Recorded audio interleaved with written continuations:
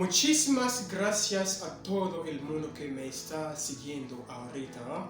Me llamo Benedicto, soy maestro, intérprete y traductor y soy también empresario en la República de Uganda.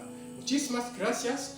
Hoy tenemos el curso de español. Hoy tenemos una lección grandiosa, una maravillosa lección que llamamos cómo presentarse en español antes los hispanohablantes del mundo. Cómo presentarse en español.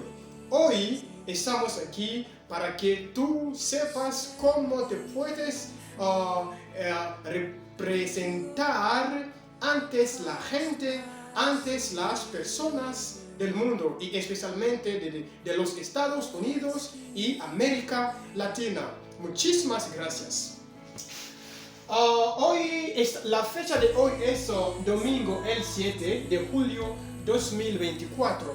Domingo el 7 de julio 2024. Español. Me estoy presentando adelante de la gente. Me estoy presentando adelante de la gente. I am presenting myself in front of the people. Je suis en train de me présenter moi-même devant la masse. C'est ça la leçon d'aujourd'hui. Gracias. Alors, ce que nous voulons dire, vous savez, l'espagnol, c'est parmi les langues les plus parlées du monde entier. Je pense, et c'est sûr et certain qu'il y en a 4 langues les plus parlées du monde, notamment la langue chinoise, qui est la première langue. Il y a la langue anglaise et troisièmement, nous avons la langue espagnole. C'est-à-dire, pour celui qui connaît parler, pour celui qui connaît comment s'exprimer en espagnol, il a un atout, il a plusieurs avantages de décrocher un beau travail, surtout aux États-Unis d'Amérique, au Mexique et en Amérique latine, voire même en Espagne, mais aussi au Brésil. C'est-à-dire, lorsque tu es en train d'apprendre l'espagnol, lorsque vous connaissez l'espagnol normalement, vous parlez l'espagnol couramment, c'est-à-dire, toi, tu as plusieurs possibilités d'échapper au chômage. Les autres, bien sûr, ils peuvent être des licenciés, des docteurs, mais ils n'ont pas ce que nous appelons les skills. Language skills. Alors, si toi tu as ce que nous appelons language skills en anglais et en espagnol, tu es plus avantagé, plus que les licenciés là qui n'ont pas ce que nous appelons language skills. Voilà pourquoi nous sommes là, c'est juste pour insister à la jeunesse africaine de pouvoir échapper au chômage et juste c'est de briller soit en anglais, soit en espagnol, soit en chinois, soit en portugais, italien et aussi la langue allemande qui est la langue la plus dominante de l'Europe. Merci beaucoup. Alors, lorsque nous voulons nous présenter, lorsqu'on veut se présenter en espagnol, voici comment est-ce qu'on va procéder.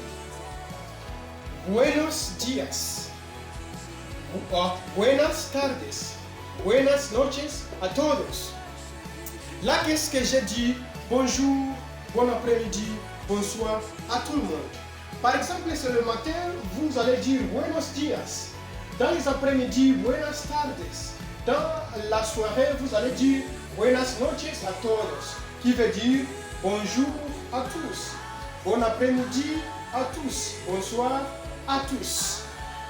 Vous savez, lorsqu'on veut se présenter, la première des choses qu'on va faire, c'est d'abord saluer les gens, saluer ceux qui sont saluer l'audience qui est en train de te suivre.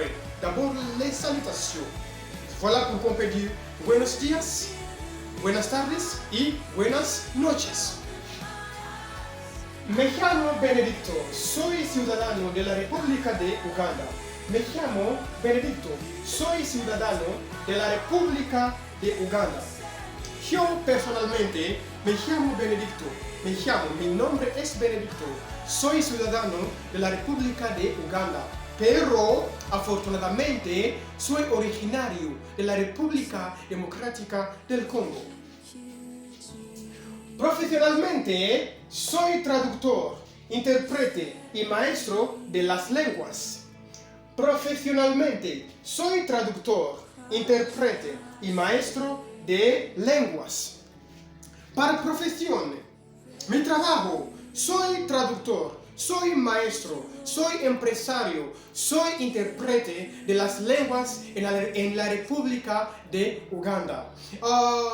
Después de hablar tu nombre, es mejor que a nosotros que no sepamos tu nombre, tu trabajo, tu profesión.